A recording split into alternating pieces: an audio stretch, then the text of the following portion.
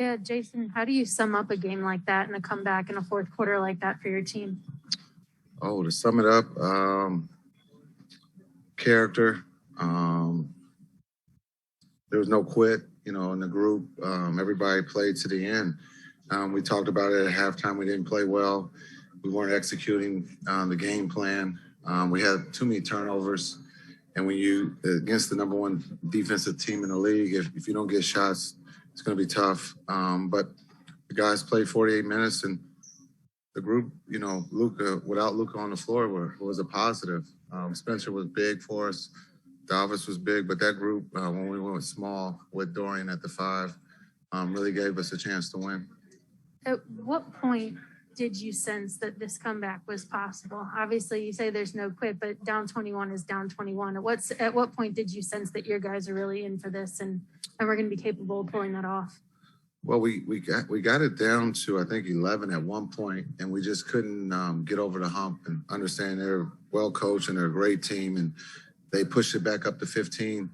But the guys just kept believing if we could get 3 stops. Also, we felt that the crowd kind of got out of the game. The energy wasn't there. And so we just slowly felt if we can just stay around.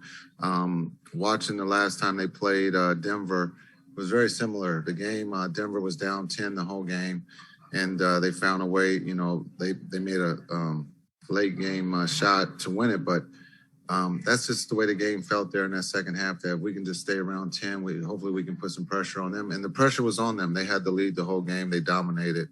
But the guys kept playing and kept believing that they could find a way to win. Are there a few specific things you've been most impressed with by Spencer in this game specifically, but also just generally through the first 4? Yeah, I'm not surprised. He's a very good player. He's been in this league. He understands, how to win.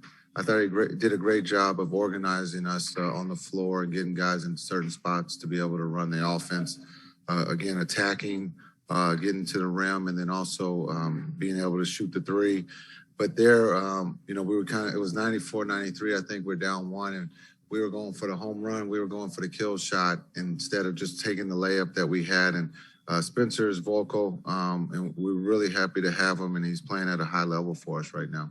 I think on Friday you only used him, Luka, and Jalen for about 3 or 4 minutes. Obviously, this game dictated a lot more of those 3 together. Yeah. What do you think of those 3 in a lineup together, and how much do you think you can possibly use that going forwards?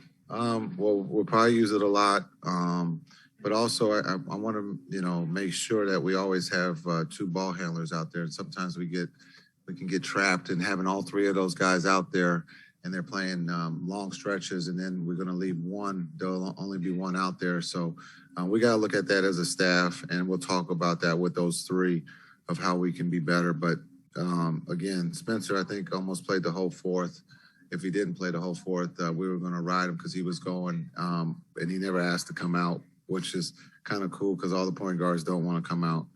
But it's, again, Davis and him, since they've been here, have been great on both sides of the ball for us. Okay, we'll move to Zoom. Eddie Sepko.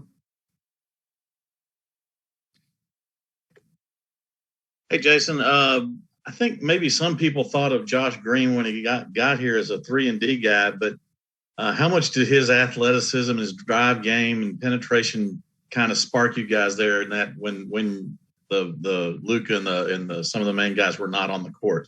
He was a big spark. I didn't get a chance to say that he was a big part of that energy, that group that was out there, being able to get to the basket, come up with the 50-50 balls. Again, I thought his energy and his defense was really, really good for us there in that second half, and he was part of that group that sparked us.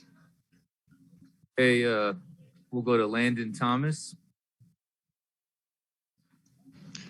Hey, Coach, what did you see tonight from the team that you didn't see last game against the Jazz? Just being connected. I mean, we're coming off a break. And tonight there in that first half, we looked like we hadn't met each other yet. But I thought in the second half, we were executing the game plan defensively and offensively. And it's going to take some time. I think I said that coming out of the break, sometimes you just don't pick up where you left off. It's going to take some games. And in that second half, that was more like we've been playing in the first half of the season. Okay, and we'll do one more because we got Spencer Dinwiddie standing by. Yeah, Pedro? Spencer's ready to go. Hey, Coach, really quick. In terms of your coaching career, where do you rank this win as far as comeback wins are concerned? That's a good question. I would have to think about that. You use comeback. The most important win was my first one ever in my career coaching. That's the most important.